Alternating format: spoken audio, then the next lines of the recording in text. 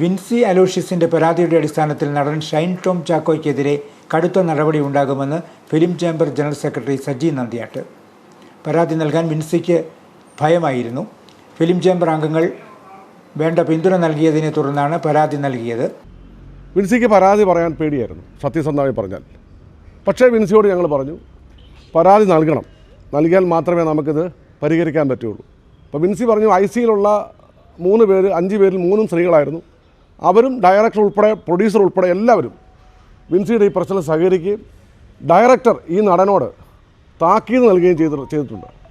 അങ്ങനെ ഷൂട്ടിംഗ് കഴിഞ്ഞതിന് ശേഷം വിൻസി ഒരു ലഹരി വിരുദ്ധ ക്യാമ്പയിനിൽ പങ്കെടുത്തപ്പോൾ അവിടെ വെച്ച് വിൻസി ഈ കാര്യം പൊതുസമൂഹത്തോട് പറഞ്ഞു, ഇങ്ങനെ സംഭവം ഉണ്ടായിരുന്നു. പിന്നീട് വിൻസിയുടെ ഒരു പോസ്റ്റ് ഇൻസ്റ്റാഗ്രാമിൽ വിൻസി ഇതേക്കുറിച്ച് പറഞ്ഞപ്പോഴാണ് പൊതുസമൂഹം ഇത് അറിയുന്നത്. അങ്ങനെ വിൻസിയോട് ഇന്നലെ ഞാനൊരു 9 പ്രാവശ്യം സംസാരിച്ചിട്ടുണ്ട്.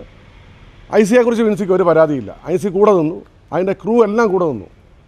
അങ്ങനെയാണ് ഈ പരാതി ഇന്നലെ ഫിലിം ചേംബറിൻ്റെ മോണിറ്ററിംഗ് കമ്മിറ്റിക്ക് ലഭിക്കുന്നത്. ഇതറിഞ്ഞുകൊണ്ട് അമ്മയിൽ നിന്നും ഫെഫ്കയിൽ നിന്നും വിൻസിയെ വിളിച്ചു. അവർ പിന്തുണ കൊടുത്തു എന്ന് പറഞ്ഞു.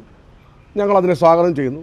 എന്തായാലും സംഘടനാപരമായ തീരുമാനം ഞങ്ങൾ എടുക്കും, ശക്തമായ നടപടിയെടുക്കും. നാളെ നിങ്ങൾ തിരിച്ച് അയാളുടെ ജോലി പോയി ഇയാളുടെ ജോലി പോയി അവിടെ വിലക്ക് ഇവിടെ വിലക്ക് ഉളുക്കുന്നൊന്നും പറഞ്ഞ് വരരുത്. സത്യസന്ധമായി പറയാം, ഞങ്ങൾ ശക്തമായ നടപടിയെടുക്കും. അതിനകത്തുനിന്ന് ഈ ആൾ എന്നേക്കുമായിട്ടുള്ളതല്ല, മറിച്ച് നന്നാകാനൊരവസരം കൊടുക്കും. ഈ ആളുടെ നടക്കുന്ന പ്രോജക്റ്റുകൾ നടന്നോട്ടെ. പുതുതായി ഒരു പ്രോജക്റ്റ് നടത്താൻ അല്ലെങ്കിൽ അനുവദിക്കാൻ ഫിലിം ചേംബറോ ഞങ്ങളുടെ അഫിലിയേറ്റ്സ് പ്രൊഡ്യൂസർ അസോസിയേഷനോ അതിന് തയ്യാറാവുമെന്ന് എനിക്ക് തോന്നുന്നില്ല. ഞാൻ അവരുമൊക്കെ ആയിട്ട് സംസാരിച്ചിരുന്നു. ലഹരി ഉപയോഗിക്കുകയും ഇത്തരം പ്രവർത്തനങ്ങൾ നടത്തുകയും ചെയ്യുന്നവരെ അംഗീകരിക്കാൻ കഴിയില്ല. തിങ്കളാഴ്ച ചേരുന്ന അടിയന്തര യോഗത്തിൽ നടപടി എന്തു വേണമെന്ന കാര്യത്തിൽ അന്തിമ തീരുമാനമുണ്ടാകും.